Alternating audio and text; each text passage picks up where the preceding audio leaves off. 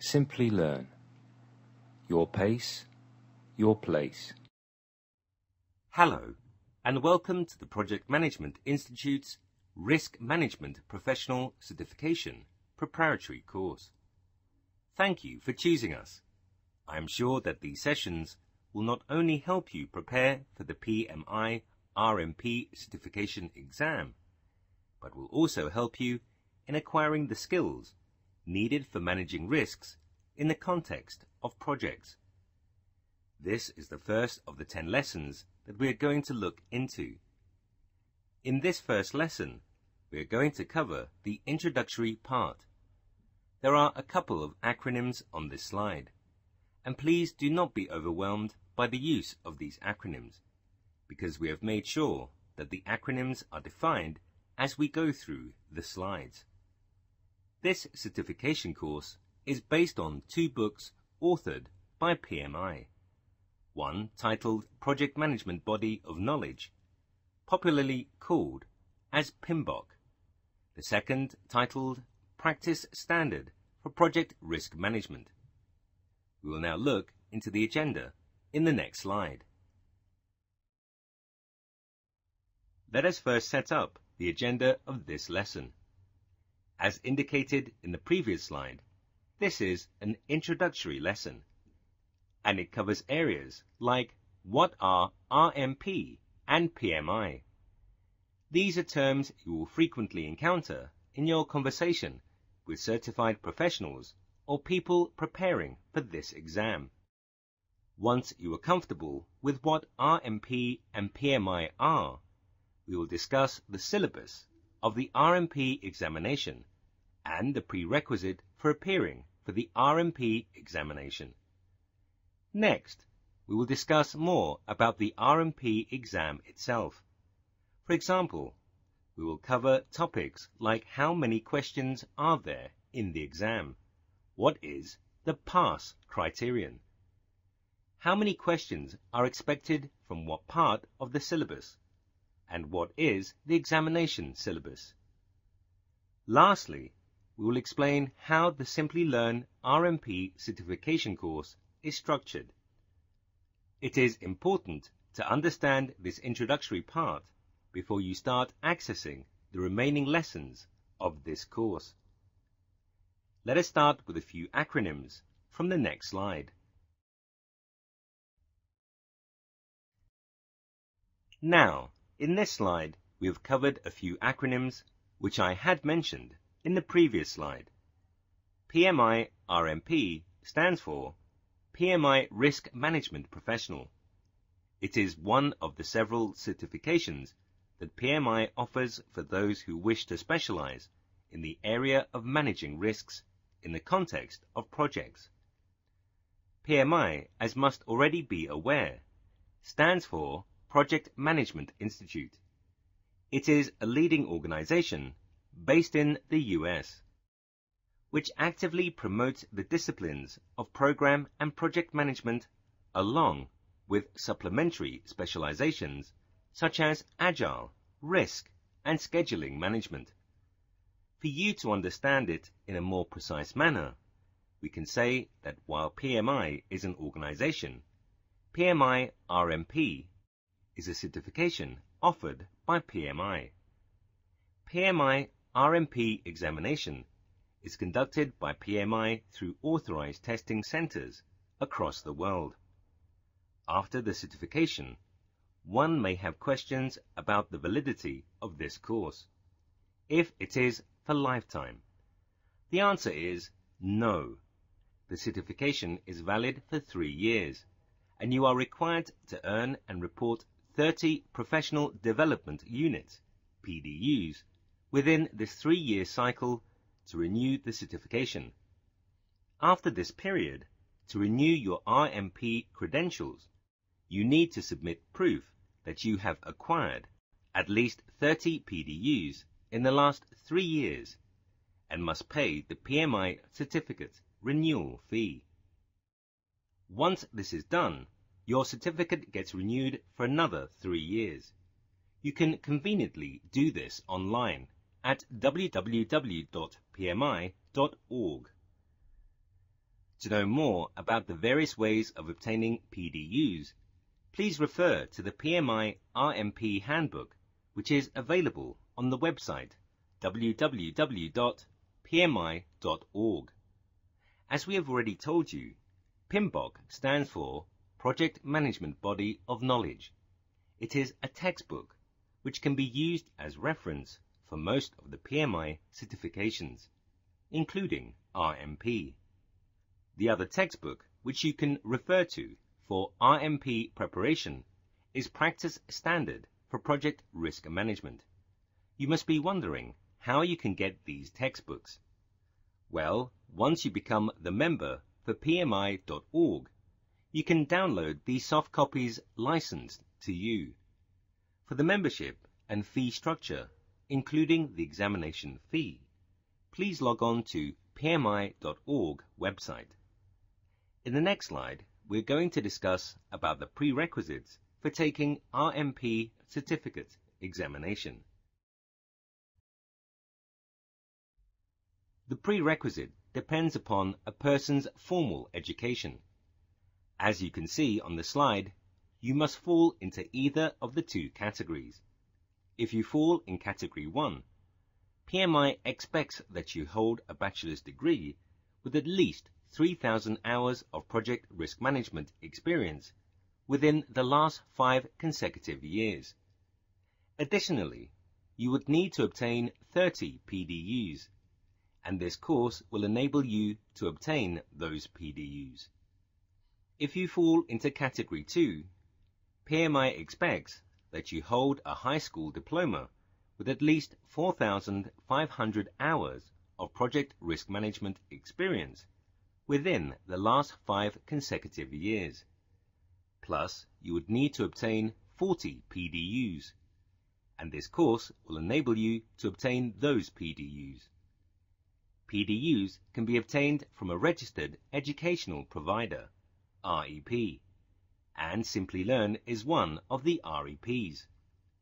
When you meet the prerequisites and are done with this course, you can apply for the PMI-RMP certification through the official PMI website, www.pmi.org. Once PMI receives your application, it will take 5 to 7 working days to approve your application. From the date of your approval, you will have 1 year's time to write the examination. Once you decide to sit for the exam, you can proceed to pay for the examination. Please visit the official PMI website and the PMI-RMP Handbook for details on the examination fee.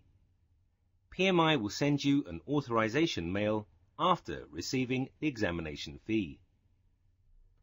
Then you can block the examination venue, date, and time for appearing for the examination.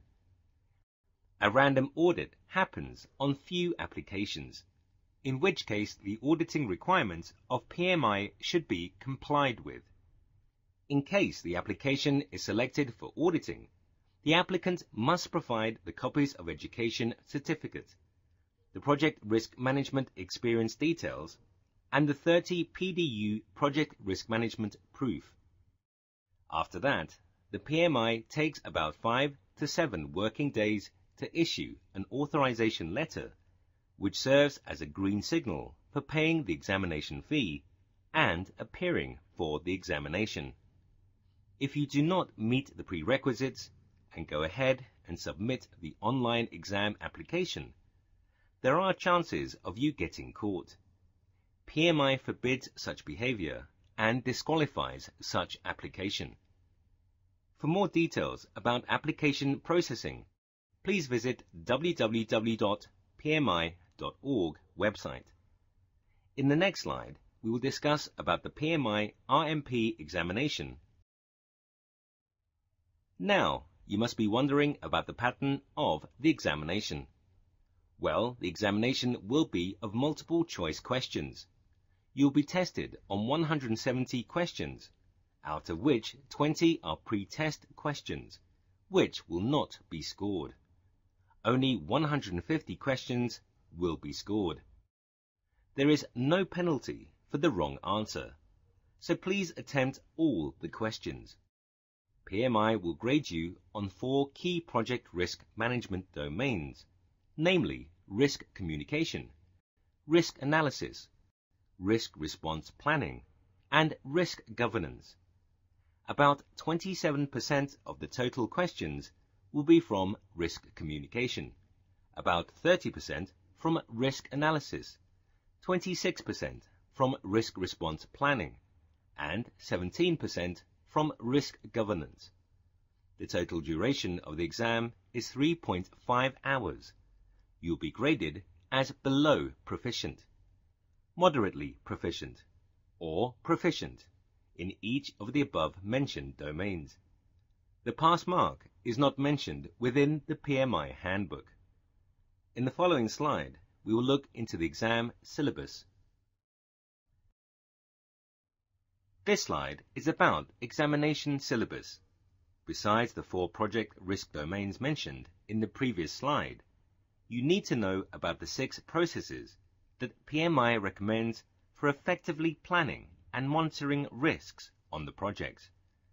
The people who are already qualified as PMP know that project risk management knowledge area contains 6 processes, namely plan risk management, identify risk, perform qualitative risk analysis, perform quantitative risk analysis, risk response planning, and monitoring and control risk. In fact, one entire lesson is dedicated to each of the processes, wherein we will look into the purpose of the process, the tools used in that process, the critical success factors of that process, and how we document the results of that process. The delegates who are not PMP certified, do not worry. We are going to discuss in detail about all these processes. I would strongly recommend that you go through the Simplilearn PMP e-learning course, which is bundled with this RMP courseware. These 4 domains are looked at in each of the processes. In the coming slides, we will get the understandings required and the exam objectives of these domains. In the next few slides, let's understand the objectives of each of these domains and how to achieve each of these objectives, what understanding one should have. Risk communication is the first domain that we will talk about. So, what is communication? Communication is sharing of information between stakeholders about the project progress. Let's understand what is important for an effective risk communication. One must have good interpersonal skills to communicate, should also assess the risk tolerance of the stakeholders, because what is risky for one set of people might not be risky for another set of stakeholders. One must also document all risk-related information and communicate regularly with all the stakeholders. Risk tolerance is based on the project manager or the organization risk appetite, up to which they can tolerate the uncertainties. These risk-related information has to be documented and should be shared with stakeholders as part of regular status reports. The PMI-RMP exam is also going to test whether you really know how to do this or not. In other words, from the exam perspective, they would test your ability to communicate risk effectively. Now, let me explain you on what all understanding is important to communicate risk effectively. One must understand principles and processes like communication model, communication plan, stakeholder communication through information distribution, presentation skills, types, styles, mediums, and methods, and risk reporting. Apart from these understanding, one should have general management and leadership skills. Let me briefly touch upon some of these points. First, I will explain to you the basic communication model. For two-way communication to happen, What is required is that at one end there should be a sender and at the other end a receiver. Sender encodes the message and receiver decodes the message. In projects, you can think of sender and receiver as two stakeholders communicating with each other, and encoding and decoding are the languages in which they communicate. Projects should have a communication plan that explains how and when stakeholders will communicate and using what media. When I say media, it means the kind of information distribution tools will be used. One example of information distribution tool is Microsoft Exchange, through which we send or receive emails. Communication need not always be formal in terms of sending status report, but many a times it happens in an informal manner as well. Sometimes it might happen in a written manner, and sometimes verbally. These are all called communication methods. Interpersonal skills include not only how we communicate with others, but also our confidence and our ability to listen and understand. Problem solving, decision making, and personal stress management are also considered as interpersonal skills. Gathering or risk-related information can be achieved using effective communication, reviewing historical information, conducting interviews. After the information gathering, the risk-related information should be documented so that the stakeholders will have a common understanding about the risks in the project. In addition to the above objectives, regular status reports should be created using metrics to update the stakeholders. Metrics detailing are explained under Risk Governance domain. To know more details about communication, you can quickly refer to the PMBOK textbook. And now we can proceed to the next domain, which is risk analysis. The next domain is about the risk analysis. To meet the objective of the risk analysis, you need to identify all relevant risks, both positive and negative. To identify all the risks, one should have the knowledge of how to review the past historical project information, the sources, both internal and external, from where we can get the information, and different risk responses and approaches. The other skills or the understanding required is converting project information to metrics using techniques like Delphi method, conducting interviews, information gathering techniques like brainstorming, surveys, differentiating between opportunity, that is positive, and threat, which is negative risks. After the identification of risk, one should evaluate the attributes in terms of qualitative and quantitative analysis. To conduct these analyses, you have to understand the various techniques like sensitive analysis, which is used to determine how different values of an independent variable will impact a particular dependent variable under a given set of assumptions, decision-making using cost-benefit analysis, and simulation tools like Monte Carlo analysis. The next objective is prioritizing the risk. To prioritize risk, knowledge of effective communication with stakeholder and understanding stakeholder sensitivity to risk are required.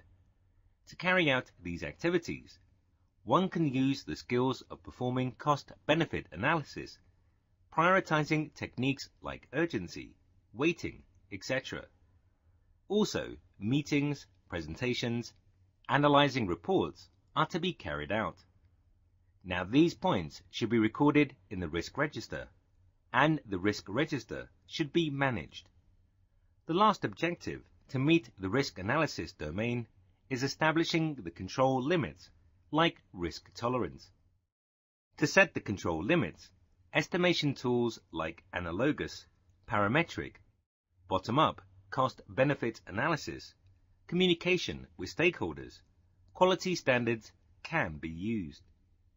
To achieve this, one should have an understanding of using quality tools like control charts, trend, or the run chart. These techniques are explained in the Perform Quality Control process for PMP. Also using the expert judgment technique, which is nothing but consulting with SMEs, can also help in meeting this objective. To get detailed understanding of these techniques, please refer to the latest PMBOK guide from PMI. You may also like to refer to the PMI-PMP prep content from Simplilearn, provided along with this courseware.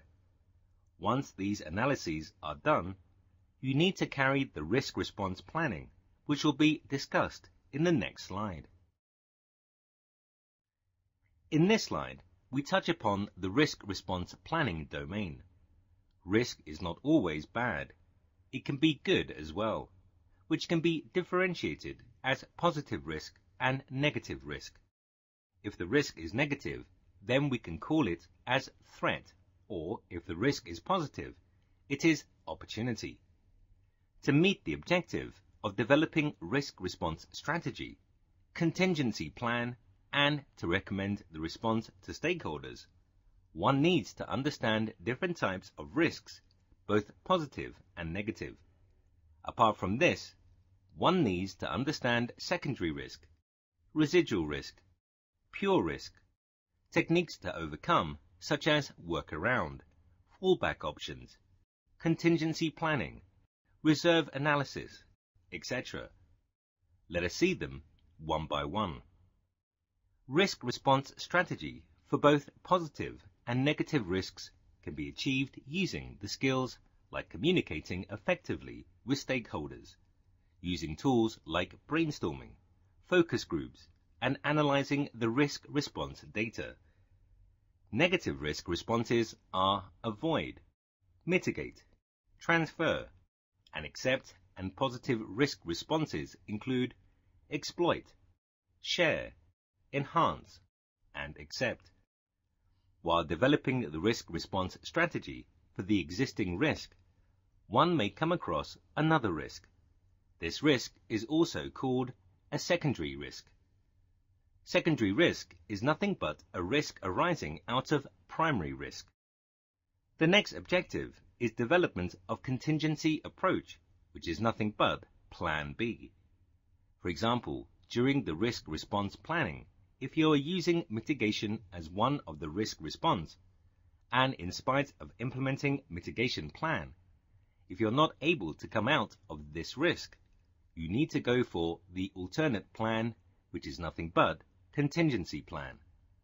To develop this plan, one should know differentiating between positive and negative risks, communicating effectively with stakeholders using different communication methods, which are explained in the communication domain, using different tools like brainstorming, focus group, mind mapping, analyzing the assumptions made during the course of the project, and analyzing the risk response data. The next objective of risk response planning is present recommendation to stakeholders. This recommendation is required to obtain authorization for executing the response plan. How can you recommend the risk response to the stakeholders?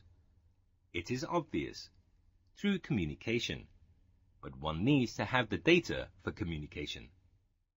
This data can be reserves like contingency reserves. Contingency reserves have been allocated separately to cover time-related and cost-related risks.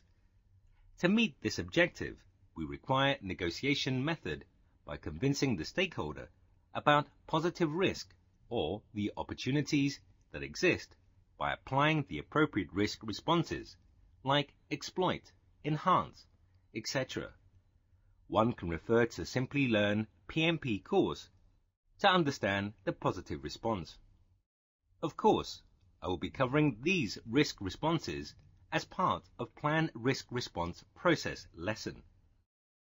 To meet the overall objective of risk response plan, one should also consider residual risk, pure risk, and reserves. Residual risk is a risk which remains even after the response planning implementation. Pure risk is the known risk. Reserves, in terms of cost, are the equity sources which we have to keep aside due to the uncertainties called contingency and management reserve. Workaround is typically a temporary fix that implies that a genuine solution to the problem is needed. Fallback plan is similar to the contingency plan. In this domain, we learnt about different tools and techniques. To understand these in more detail, please go through the PMBOK guide, or you can also write to support@simplilearn.com. In the next slide, we will see the last domain, that is, risk governance. Risk governance is ultimate to make the risk management success, and also to measure if the risk management was carried out in an effective manner or not. Because based on the governance, you will be establishing the metrics, risk management plan, framework to carry out the process, risk policies and practices. To meet the objectives of risk governance, domain project manager should understand the creation of risk management plan, framework to carry out the best practices in terms of processes, how to carry out the lessons learnt document, which will be useful for the future phases of the same project and other projects within the organization, policy, process, and procedure, and once again, presenting these best practice opportunities in terms of governance to the stakeholders. Let us see each of these objectives and how we can achieve them. Capturing lessons learned can be done by applying standard documentation techniques, conducting root cause analysis using tools like fishbone diagram, interviewing stakeholders, conducting post-implementation review, which we will call it as PIR. This information can also be obtained from the source like knowledge management, quality standards, which are part of organizational process assets. Knowledge management is derived using DIKW model, which is nothing but data, information, knowledge, and wisdom. The raw data will be processed to get information. By implementing information, one can get knowledge. The learning from knowledge is called wisdom. The second objective is to refine risk policies and practices. This is required in order to improve the risk management effectiveness during the project lifecycle. To achieve this objective, one should have the knowledge of organization risk policies and practices, risk management processes, lessons learned from previous similar projects, organizational change management practices, and how to make continuous improvement. The next objective, risk management plan, should be created to direct the risk management activities. To manage or achieve this objective, one should have knowledge of how to use the relevant policies and standards of the organization, government, country, organization templates, and creation of work breakdown structure, WBS, stakeholder analysis, which provides the expectations, interest, and influence. Techniques like planning meeting helps in creation of risk management plan. The meeting should involve the stakeholders and SMEs. The risk management plan document explains when, what, where, and how the risk management should be carried out. To understand this objective more, please refer to the PMBOK Risk Management Knowledge area. The next objective is to establish metrics for risk management processes. This is required in order to evaluate the performance of risk management. To achieve this, one should know the processes of risk management. What are those processes? Yes, you are right. They are plan risk management, identify risk, analyze risk using qualitative and quantitative method, finding the risk response, and finally, monitoring and controlling. To establish these metrics, one should communicate with stakeholders, analyze the data, create baseline or benchmark, set up threshold, and have the knowledge of quality standards. Example for metrics are effort variance, schedule variance, and defect density. Defect density means the number of defects per line of code. This artifact is used in software industry. In a pharmaceutical industry, the example can be pH value. Similarly, in construction, it is number of safety violations.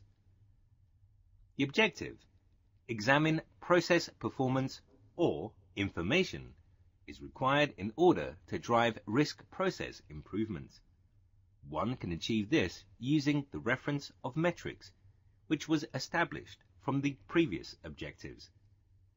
The other kind of knowledge required here would be how the process works, knowledge of change management, quality standards, and how to act on continuous process improvement. The next objective, monitor risk performance, is to initiate corrective actions, the knowledge and skills of using tools like forecasting risk trends, measuring results of response. Variance analysis are required to achieve this objective. The risk monitoring helps us in understanding if the risk curve decreases as the project progresses. We know that the level of risk is high during the initial stage of the project and should decrease with the time. The last objective identifies relevant policies and standards required in order to integrate the elements like cost, time, and quality into the risk management plan. This can be achieved by having an understanding of the WBS, quality standards, enterprise environmental, and organization process assets, tailoring approaches, and collaborating with stakeholders. The source of identifying the policies and standards can be from internal and external. With this, we have come to the end of the basic understanding of domains. The objectives, whatever we discuss so far, are exam objectives, and to achieve these objectives, one should have the understanding of all the parameters mentioned in their respective domains. Please go through Simplilearn PMP Prep course provided with this course before you proceed further with remaining lessons. In the next slide, we will briefly look into the lessons that we will be covering in this tutorial. In this slide, we will look into the arrangement of the lessons done. There are a total of 10 lessons as part of this course. This being the first lesson. Lesson 2, 3, and 4 would set the context for lessons 5 through to 10. As talked about earlier, in each of the processes, starting from lesson 5, we're going to look into 4 themes. 1. What is the purpose of the process? 2. What tools can be used in that process? 3. What are the critical success factors of the process? And 4. How do we document the results of the process? Once you are through with all these 10 lessons, you can go ahead and take our online simulation tests. This marks the end of our lesson 1. Let's do a quick recap of what we have learnt so far. In this lesson, we learnt about PMI and RMP. We also got some information about the RMP exam format itself and looked at the prerequisite of taking up the RMP exam. Finally, we covered the syllabus of the RMP examination, wherein we explained the 4 domains, which can be mapped to 6 processes. Thank you, and happy learning!